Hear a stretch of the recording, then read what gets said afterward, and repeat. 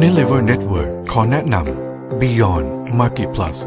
กับการสาธิตประสิทธิภาพผลิตภัณฑ์ Magi Plus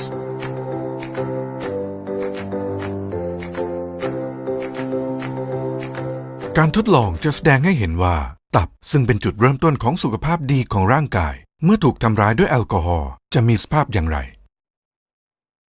จะเห็นได้ว่าชิ้นเนื้อตับสดที่เป็นตัวแทนของตับสุขภาพดีจะมีสีแดงสด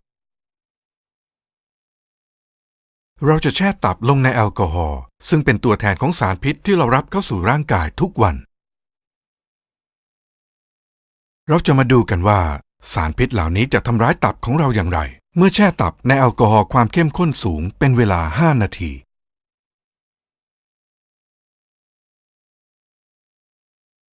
หลังเวลาผ่านไป 5 นาทีเรามาดูกันว่า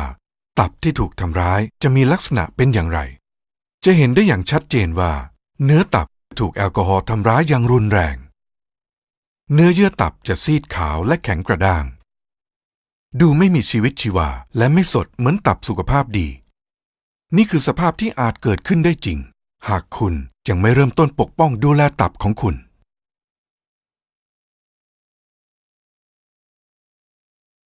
การทดลองต่อไปจะแสดงผลการปกป้องตับด้วย Magi Plus ผลิตภัณฑ์ Superfruit Berry เข้มข้น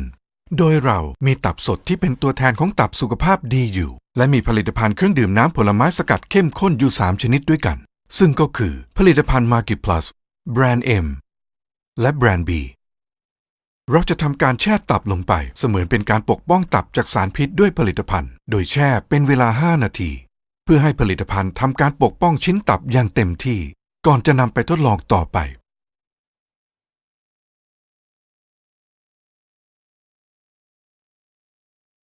หลังจากแช่ตับลงไปในผลิตภัณฑ์น้ำผลไม้สกัดเข้มข้น 5 นาทีเพื่อให้สารสำคัญในน้ำผลไม้สกัดเข้มข้นปกป้องเนื้อตับจะเห็นได้ว่าตับที่แช่ Magi Plus ยังคงดูสดสุขภาพดีในขณะที่ตับอีก 2 ชิ้นสีอาจดูไม่สดเท่าต่อมาเราจะนำตับที่ได้รับการปกป้องแล้วจากน้ำผลไม้เข้มข้นทั้ง 3 ผลิตภัณฑ์ไปทำการทดสอบกับแอลกอฮอล์ความเข้มข้นสูง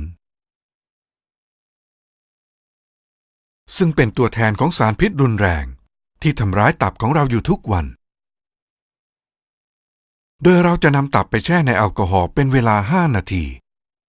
เพื่อดูว่าผลิตภัณฑ์ใดจะสามารถปกป้องตับได้จริง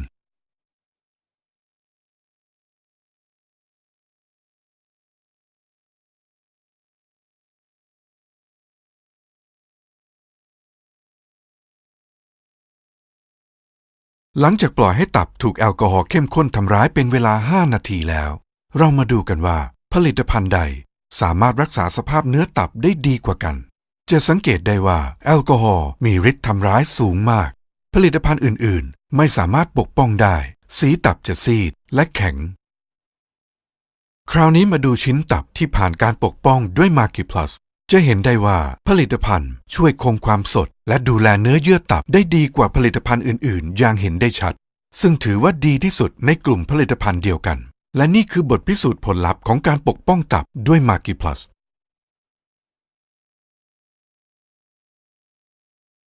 การทดลองต่อไป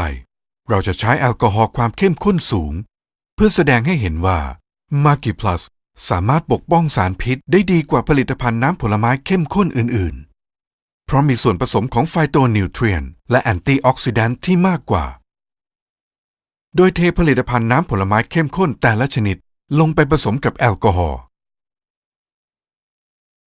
ผลิตภัณฑ์ที่มีส่วนผสมเข้มข้นมากกว่าจะจับกับแอลกอฮอล์และตกตะกอน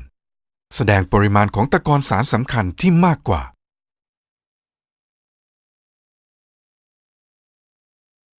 เห็นได้ว่า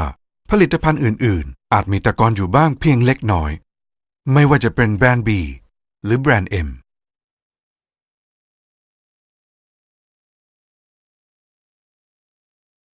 ในขณะที่ Magi Plus มีตะกอนมากกว่ายังเห็นได้ชัด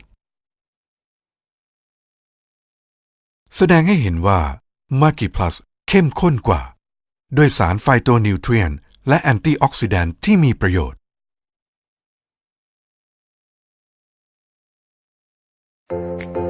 Beyond Market Plus เครื่องดื่มต้านอนุมูลอิสระที่มีประสิทธิภาพมากที่สุดดูแลชีวิตสุขภาพและความงามของคุณด้วยประโยชน์ต่อสุขภาพตับที่ดียิ่งกว่าจาก Unilever Network